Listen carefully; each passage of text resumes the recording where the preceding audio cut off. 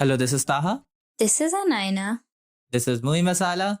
and we're here to yap at you about films we've watched recently. And today we're doing Thunderbolts. Asterisk. You feel fulfilled? Oh, yeah. Yeah, so full. So filled. But why do you ask this? What brings you here? There is something wrong with me. An emptiness. I'm just drifting. And I don't have purpose. So, the new MCU film. The MCU film that everyone was like, this might be the good one. And again, up front, I'll be honest. I think it's good. I think it's not a bad film. Is it the best the MCU has made? No, it has not. But I think we crossed the best the MCU has ever made line in 2018. after Endgame. So, what is the Thunderbolts? Very fairly, it is these group of anti-heroes and kind of villains coming together to basically be Marvel's Suicide Squad in a certain way.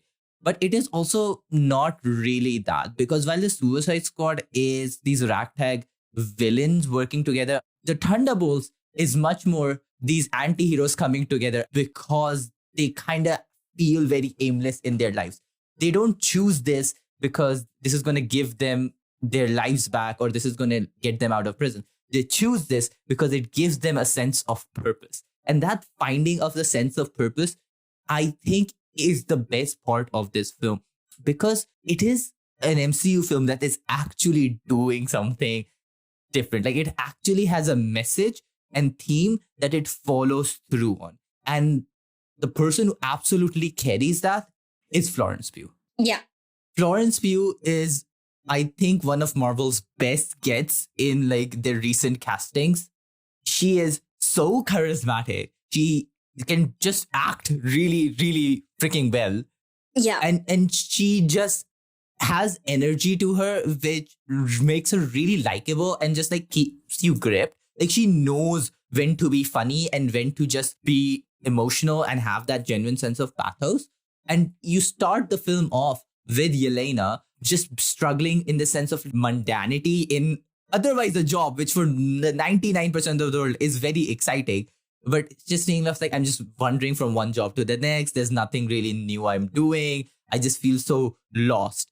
And then as the film goes on, she meets up with US agent, Taskmaster, Ghost, and Lewis Pullman's Bob.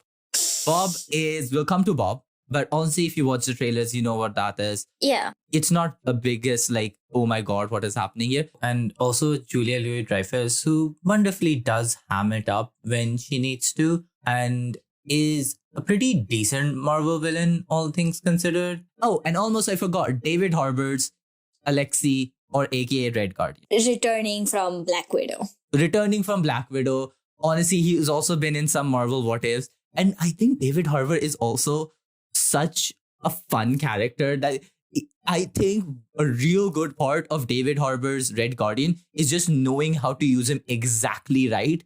Like, he either needs someone to really bounce off of, and that's when he does his best job, or you just give him in this bite-sized amounts by himself that just never let him be too saturated. And I think there is a film where I personally feel he becomes saturated, but it's more of a like personal thing, and I don't really think it's what most people feel. I think he plays his best part when he's bouncing off Sebastian Stan's Bucky. Like, him and Winters, it's just such a fun dynamic. I mean, Sebastian Stan is the easiest. Sebastian Stan's Bucky Barnes is the easiest to bounce off of. I mean, we saw that with the Falcon and Anthony Mackie. It's just, I feel like it's Sebastian Stan at that point. Oh, 100%. I think it's just because both of them also have this shared history. And also, if anyone wants a bit fuller version of this, there's a Marvel What If episode where the Winter Soldier and the Red Guardian team up around the 80s. And I think it's really good. So you should watch that. But all of these people come together, all of these people struggling to find a sense of purpose. And it's like slowly hinted at. I think the most characters that are the most fleshed out in that sense of purpose is, in order, Yelena, then John Walker's US agent, and then Alexei, Red Guardian, right? And then Sebastian Stan, and then Ghost. And then coming to Louis Pullman's Bob, who I think does a really good job playing this very Unassuming. thank you. Who plays such a good, unassuming person who shouldn't be there. Why is he there? And then you discover that he is, spoilers, the Sentry, who, if you don't know anything about Marvel Comics, is basically the MCU's Superman. The MCU has kind of a few Supermans. Sentry is like the first example of Marvel's Superman. And the best part about Sentry, and why he's actually kind of really fun character when he's used very limitedly, because that is the best use can you have for Sentry, is he has this side called the Void, which kind of takes over sometimes and is kind of the yang to his yin, right? And I think the character design specifically of the Sentry is so good because he's this fully silhouetted character. Like, you can barely see him aside from his red eyes.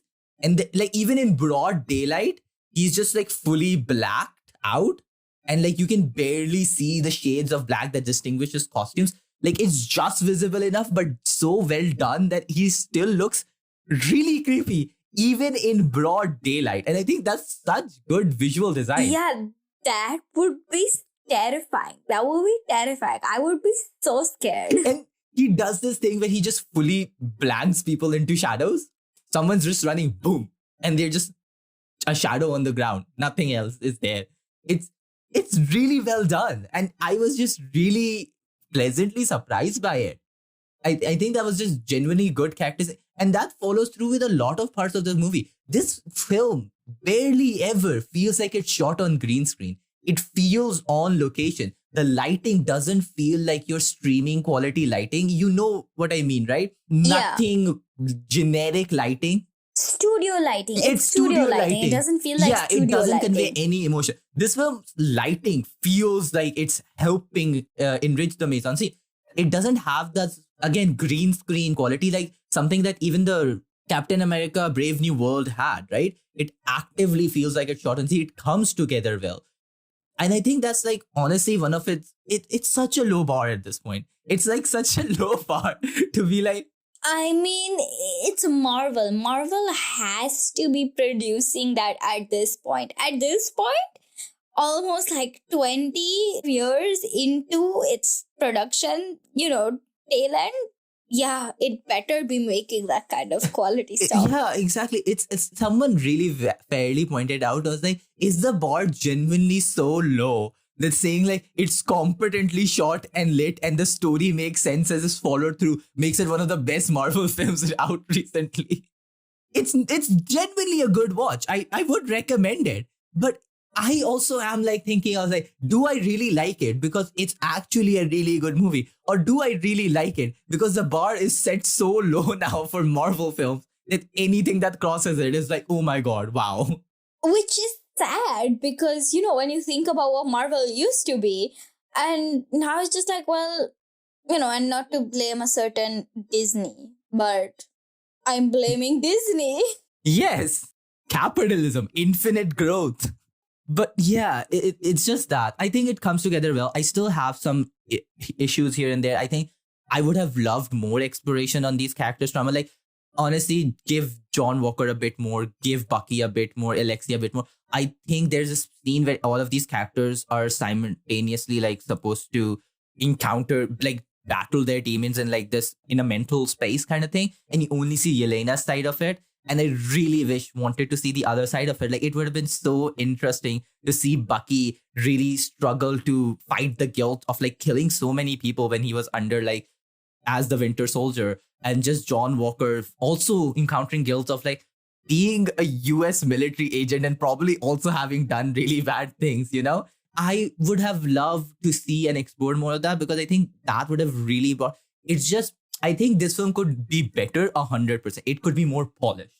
I think what it's doing is a good idea. It follows through with it. It never just uses it as like sprinkling. It actively mixes it like it's central to the theme. I just think it could have pushed a bit with it. There's the front part, which is kind of slow, and I don't mind that because it's just character exploration a lot of the times. But either you could have extended this or cut down on that, and I think you could have done that reasonably well.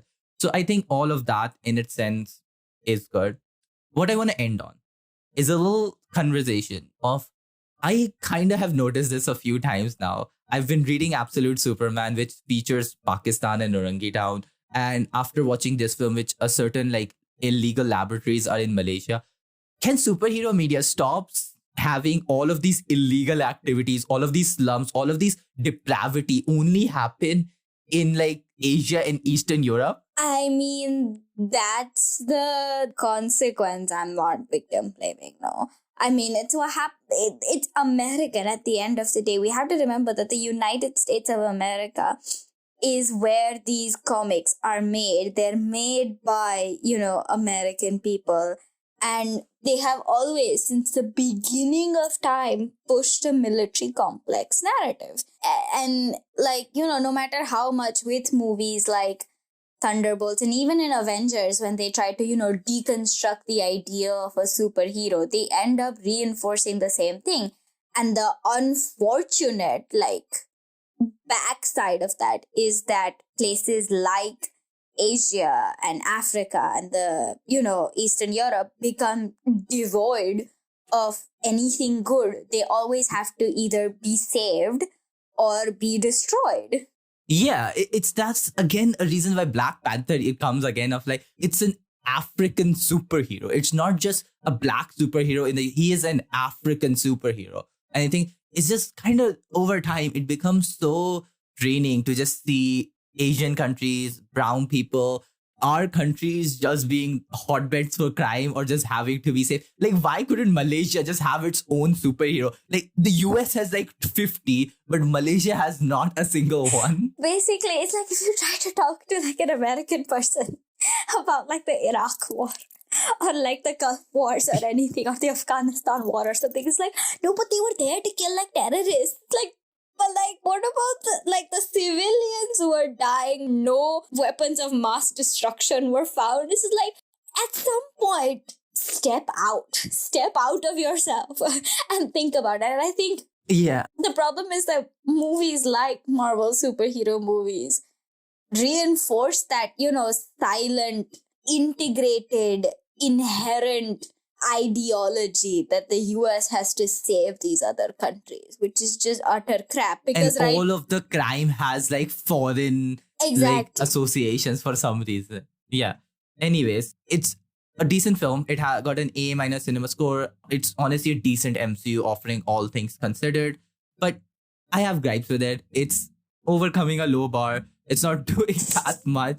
But again, it gives me some hope that maybe as the pandemic and everything, that Marvel is coming back to a cohesive strategy, that characters are linking back to each other well. I really hope that this does lead to better. I think the best part of this film might genuinely just be that it made me a bit excited for what is coming up and gave me some hope of this might become cohesive, and I might get that sense of excitement back that I had for this franchise.